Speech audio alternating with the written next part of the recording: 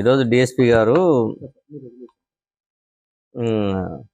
మీరు మీరు private complaint వేశారు కదా, సునీత, నరేడి రాజశేఖర్ అండ్ రామ్ సింగ్ సార్ పైన. దానిపైన మళ్ళీ మేము విచారానికి వస్తాం సార్ అంటే, ఆల్వేస్ వెల్కమ్ సార్, ఎప్పుడైనా రండి అని చెప్పాను. దాని మీదట ఈరోజు మార్నింగ్ 7 గంటలకు వస్తామని చెప్పారు. 7 గంటలకు ఇంట్లో వచ్చారు. వాళ్ళు అడిగిన క్వశ్చన్లకి సమాధానం చెప్పాను. సంతృప్తికరంగా థ్యాంక్స్ కృష్ణారెడ్డి అని చెప్పేసి వెళ్ళిపోయాను. Nareddy Rajasekhara Reddy, Nareddy Sunitha, Ram Singh sir. Good morning అండి. ముఖ్యంగా ఈ పులివెందల్లో వివేకానందారెడ్డి మర్డర్ కేసు గురించి అంతా తెలుసు మీ అందరికీ. ఆ కేసులో ఫిర్యాదు అయినటువంటి మూలే వెంకట కృష్ణారెడ్డి ఫిర్యాదు చేశారు. దాని మీద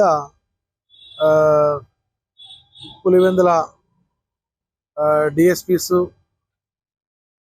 వాసుదేవన్ గారు, నాగరాజు గారు వాళ్ళంతా విచారించారు. తదనంతరం ఆ కేసు సిబిఐ వారికి వెళ్ళింది. సిబిఐ వారికి కూడా విచారణ నిమిత్తము దాని పరిణామాలందరికీ తెలిసిండేది. కేసు దర్యాప్తు అంతా.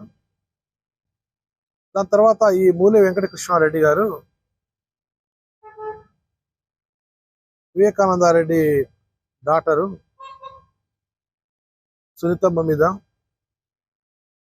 ఇంకా ఇతరుల మీద మూలే వెంకటకృష్ణారెడ్డి ప్రైవేట్ కేసు కోర్టు నుంచి ఫార్వర్డ్ చేశారు.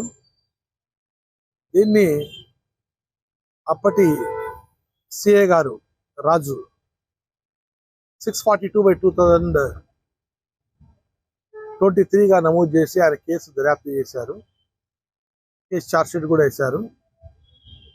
కోర్టు కొన్ని ప్రశ్నలు లేవనెత్తి రిటర్న్ చేశారు. దాంట్లో భాగంగా కొన్ని విషయాలు ఇంకా పొందుపరిచే దాని విషయంలో, ఉన్నది ఉన్నట్టు రాసే విషయంలో, ఇన్వెస్టిగేషన్ చేసే విషయంలో అతని నుంచి సమాచారం కొద్దిగా కావాల్సింది. ఈరోజు మూలే వెంకటకృష్ణారెడ్డి గారికి వారి హౌస్ దగ్గర విచారించాము. దానికి కీలకమైనటువంటి విషయాలు అనేది ఏం కాదు కానీ, బట్ కొన్ని కోర్టు లేవనెత్తినటువంటి దాని మీద మనం ప్రశ్నలు వేయడం జరిగింది. ఆయన కూడా సహకరించి సంతోషంగా మేము అడిగిన ప్రశ్నలకు చాలా సౌమ్యంగానే చెప్పాడు. పోలీసు కూడా ఆయన కోఆపరేట్ చేశారు.